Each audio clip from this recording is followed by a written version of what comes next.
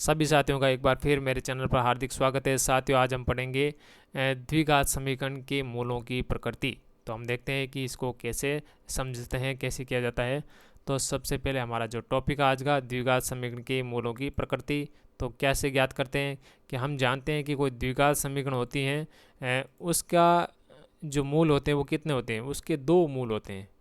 तो हमारे द्विघात समीकरण का मानक रूप है x square plus b x plus c equal to zero. इसके दो मूल होते हैं, माना एक मूल अल्फा है, दूसरा मूल बीटा है। तो इनकी प्रकृति कैसी होगी, यानी ये किस प्रकार के होंगे, माइनस के होंगे या प्लस के होंगे, वास्तविक होंगे या काल्पनिक होंगे। तो उसकी जो प्रकृति है हम ज्ञात करेंगे। मूल समान होंगे या अलग अलग होंगे, तो हम देखते हैं। उसके लिए हमें एक निकालना होता है विविक्त कर डी, जिसका सूत्र क्या है, बी स्क्वायर माइनस 4ac। हम तो हमें ये बी स्क्वायर माइनस 4ac जो हमने पढ़ा था श्रीधराचार्य सूत्र में कि माइनस से b plus minus under b square minus 4ac बटा 2a, ये पढ़ा था। तो इस श्रीधराचार्य में ये जो मान है ये बड़ा, यही तो डी है। तो ये डी हमें ज्ञात करना है।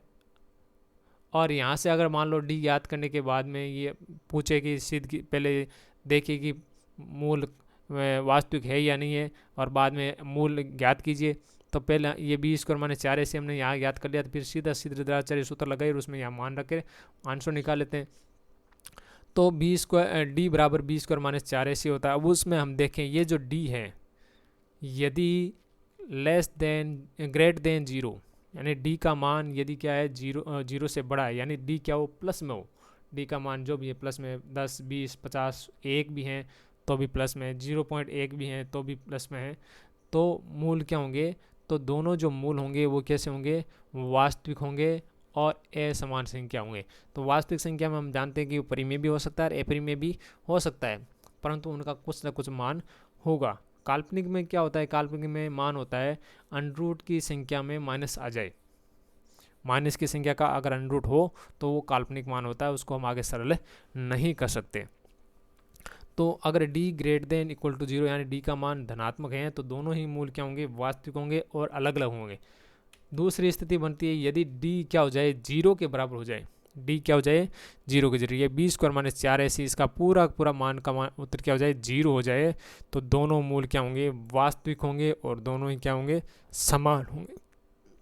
तीसरी स्थिति बनती है यदि डी का मान क्या है, जीरो से छोटा, यानी डी का मान नेगेटिव है, माइनस है।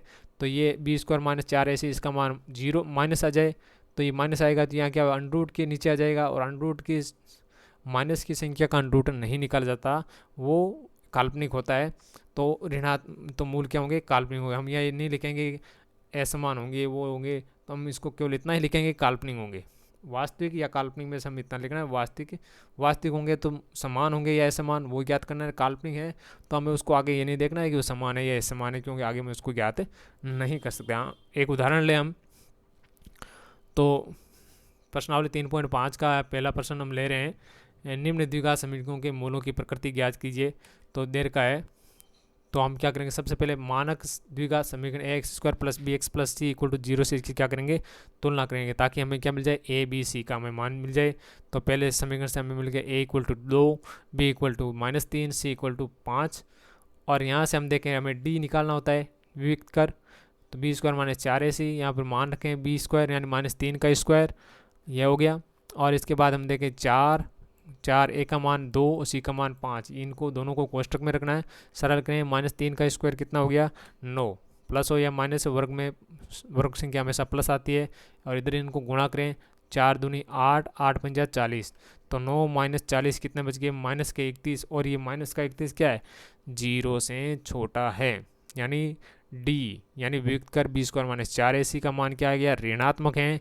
इसलिए हमें सीधा ही लिखेंगे कि मूल कैसे हैं, काल्पनिक हैं। 2 नंबर क्वेश्चन है, आप खुद करोगे, इसके भी मूल काल्पनिक होंगे। ये आपके लिए होमवर्क है, अभ्यास कार्य है। तीसरा नंबर का जो क्वेश्चन है हम देखते हैं, 2x square plus x minus 1 equal to 0। तो इसकी हम क्या करेंगे, ये मानक समीकरण से हम तुलना करेंगे। तो यहाँ से क्या, ए का मान कितना आ गया, 2, बी का मान 1 और सी का मान क्या हो गया, -1 आ जाएगा।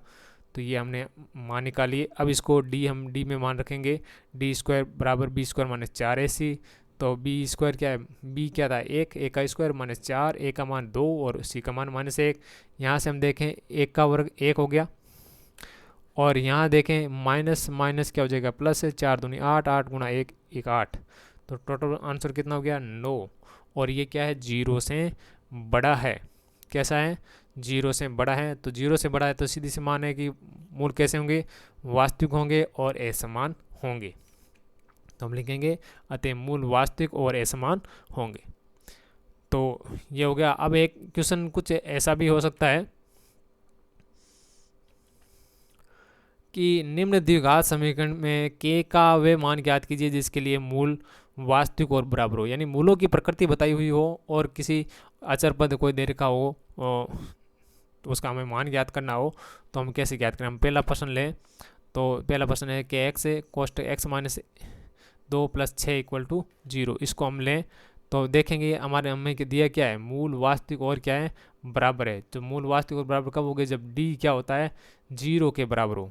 डी क्या हो 0 के बराबर, डी और डी क्या था बी स्क्वायर माइनस 4ac, वो क्या हो 0 हो, तब मूल वास्तविक और बराबर होंगे। तो हम पहले जो समीकरण दी हुई है के एक्स माइनस 2 + 6, इसको सरल करेंगे। के एक्स को एक्स से गुणा किया के एक्स स्क्वायर, के एक्स को -2 से गुणा किया -2x और प्लस 6 = 0। तो ये है द्विघात समीकरण के मानक रूप में आ गई है। यहाँ से हम क्या करेंगे, इसकी द्विघात के मानक समीकरण से क्या करेंगे, इसकी तुलना करें। तो ए का मान क्या आ गया के, और बी का मान आ गया -2k, और सी का मान क्या आ गया 6। तो हम बी स्क्वायर माइनस 4ac = 0 में इसका मान रख दें। तो क्या आया -2k, बी का मान क्या था -2k का स्क्वायर -4, ए का मान k और सी का मान 6। सरल करें तो 4k स्क्वायर -24k, और यहाँ हम देखें दोनों में कॉमन क्या आ रहा है, 4k कॉमन आ रहा है। तो यहाँ से क्या बचा 4 बार आ गया, के स्क्वायर से k बार गया, क्या बच गया k -24 में 4 का भाग 6 बार, k से k कट गया 6 = 0। तो यहाँ से हम देखते हैं k का 2 मान आ रहे हैं, तो 4k = 0 और k - 6 = 0। तो k का मान क्या आ गया, यहाँ 4k से उधर 0 में भाग जाएगा तो उधर 0, और k -6 से 6 उधर चला जाएगा तो प्लस का हो गया k = 6। तो k के ये 2 मान हैं, 0 और 6 रखने पर इस समीकरण के जो मूल होंगे वो क्या होंगे, वास्तविक होंगे। तो साथियों, तो ये तो एक क्वेश्चन हो गया। आपको ये बाकी जो 2 क्वेश्चन दिख रहे हैं उसमें आपको अभ्यास करना है और प्रैक्टिस करनी है। एक इसी चैप्टर से एक और बच गया है कि बीजीय व्यंजकों का एचसीएफ और एलसीएम कैसे ज्ञात करते हैं। तो जैसा हमने एचसीएफ और एलसीएम ज्ञात किया था पहली यूक्लिड विभाजन प्रमेय वाली में वास्तविक संख्या वाली, वैसा वैसी सेम प्रोसेस है, चाहे बीजीय व्यंजक हो या गुणा को। थोड़ा सा मामूली से फर्क है, वो समझने का फर्क है और कुछ नहीं है। तो इसकी विधि देख लें कि संख्यात्मक मान के जो गुणनखंड है जो पूर्व की भांति करेंगे उनको फिर घातीय रूप में हम लिखेंगे। यदि कोई बहुपद है तो उसके भिन्नष्ट गुणनखंड ज्ञात करेंगे। अगर बीजीय व्यंजक देर का है तो उसके क्या करेंगे, गुणनखंड भी ज्ञात करेंगे। फिर हम एचसीएफ हमने पढ़ा था कि जो भिन्नष्ट गुणनखंड होंगे उभयनिष्ठ यानी दोनों में होना चाहिए, और फिर उन दोनों में ही होने पर फिर बाद में देखेंगे उसकी न्यूनतम घात वाला पद है उनका गुणा करना है। जबकि एलसीएम क्या था कि जो अभाज्य गुणनखंड है उसके उच्चतम घात वाले पदों का गुणा करना है। अगर नहीं है तो भी गुणा, एक में नहीं है दूसरे में है तो भी वो गुणा में आएगा। हम यहाँ से देखें एक क्वेश्चन, 24x² YZ तथा 27x4 y² z² का एचसीएफ और एलसीएम ज्ञात करें हम। तो हम देखें 24x² YZ में हम 24 के अभाज्य गुणनखंड निकालें, 2 गुणा 2 गुणा 2 गुणा 3 और गुणा x², और y और z इनको सबको अलग अलग कर देंगे, घातीय रूप में लिखेंगे। घात नहीं है तो एक घात जरूर लगाएंगे। फिर देखें इसको घातीय रूप में लिखा, 2 की घात 3 और 3 की घात 1 x² गुणा y की घात 1 गुणा z की घात 1। इसी प्रकार हमने 27 x की घात 4 y² z² को भी सरल करेंगे। 27 का जो गुणनखंड होंगे 3 गुणा 3 गुणा 3, और बाकी को सब गुणा में लिख देंगे। 3 की घात 3 होगी, x की घात 4 y की घात 2 z की घात 2, इन सभी को हमने अलग अलग गुणा में रख दिया है।